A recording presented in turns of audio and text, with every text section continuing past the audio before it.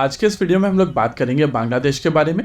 इस समय बांग्लादेश की सोशल मीडिया के ऊपर भारत के खिलाफ एंटी इंडिया कमेंट्स और बाइकॉट इंडिया जैसे नारे लगाए जा रहे हैं और ये पूरा का पूरा नैरेटिव बनाया जा रहा है बांग्लादेश की ऑपोजिशन पार्टी यानी कि खालिदा जिया की बांग्लादेश नेशनलिस्ट पार्टी द्वारा।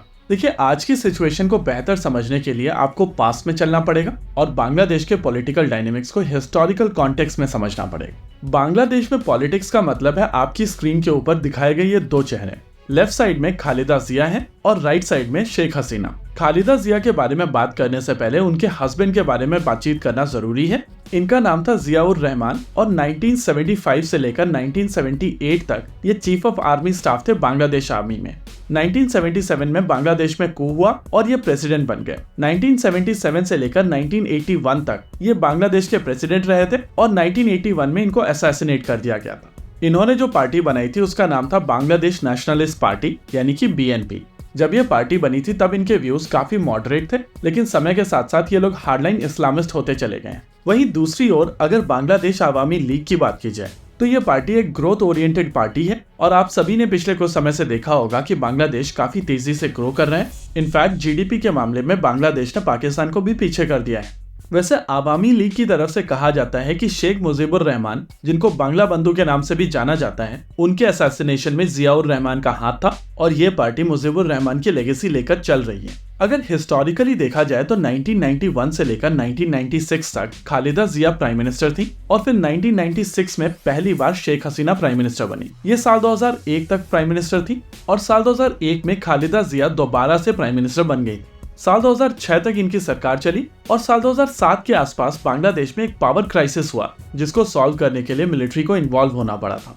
साल 2008 में दोबारा से इलेक्शन हुए थे और वहां पर शेख हसीना जीत गई थी। फिर साल 2008 से लेकर 13 तक, 13 से लेकर 18 तक और साल 2019 से लेकर 24 तक शेख हसीना बांग्लादेश की प्राइम मिनिस्टर रही हैं। और अब ये साल 2024 की विक्ट्री के बाद में शेख हसीना अगले 5 साल तक फिर से प्राइम मिनिस्टर रहने वाली है। हालांकि इतने समय से ऑपोजिशन में रहने के बाद में खालिदा जिया की पार्टी और ज्यादा रेडिकल हो चुकी है और ये लोग पावर के लिए उतने ही ज्यादा डेस्परेट भी हो रहे हैं। हिस्टोरिकली खालिदा जिया के साथ में चाइनीज खड़े रहे हैं और इनकी पॉलिसीज हमेशा से प्रो चाइना पॉलिसीज रही हैं। लेकिन पिछले कुछ समय से यूएस का इंक्लिनेशन इनकी तरफ बढ़ा है और पिछले इलेक्शन में खालिदा जिया को पावर में लाने के लिए यूएस की तरफ से लगातार कोशिशें की गई थी। इस समय बांग्लादेश नेशनलिस्ट पार्टी के एक मेंबर हैं जिनका नाम है मुशफिकुर फजल और ये एक जर्नलिस्ट है जो इस समय वॉशिंगटन में पाए जाते हैं। केजरीवाल साहब को लेकर क्वेश्चन वॉशिंगटन में इन्हीं ने पूछा था और पास में भी ये इस तरीके की चीजें करते चले आए।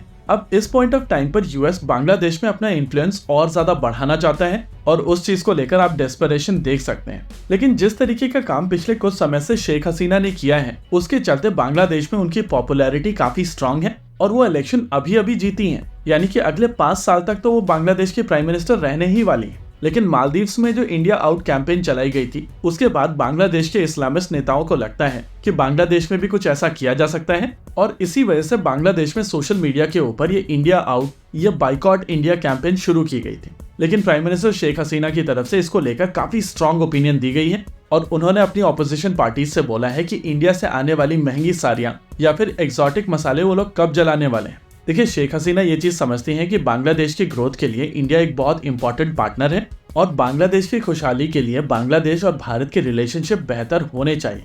देखिए, बांग्लादेश चारों तरफ से भारत से घिरा हुआ है और एक म्यांमार के साथ में जो छोटा बॉर्डर है उसको छोड़ दिया जाए तो उनका मेन बॉर्डर केवल भारत के साथ में है। ऐसे में अगर बांग्लादेश भारत को बाइकआउट करने की कोशिश करेगा तो इसमें भारत के साथ साथ उनका भी लॉस होगा और यूएस एग्जैक्टली वही चीज चाहता है। इस पॉइंट ऑफ टाइम पर कुछ रेडिकल बांग्लादेशियों को छोड़ दिया जाए तो मेजॉरिटी बांग्लादेशी इस समय शेख हसीना के साथ में है और शेख हसीना इस समय बांग्लादेश की काफी पावरफुल लीडर है। वैसे अगर बांग्लादेश में बाइकआउट इंडिया कैंपेन जोर पकड़ता है तो उसका फायदा चाइना को भी होगा और यूएस के इस एफर्ट में चाइना उनके साथ में खड़ा हुआ है। एक मोमेंट के लिए पॉज कीजिए और सोचिए, यूएस और चाइना साथ खड़े हुए हैं। वारे जियोपॉलिटिक्स। इसी के साथ आज के इस वीडियो में रखते हैं केवल इतना ही। वीडियो को अंत तक देखने के लिए धन्यवाद। देखते रहिए कॉन्फ्लिक्ट एक्स। जय हिंद।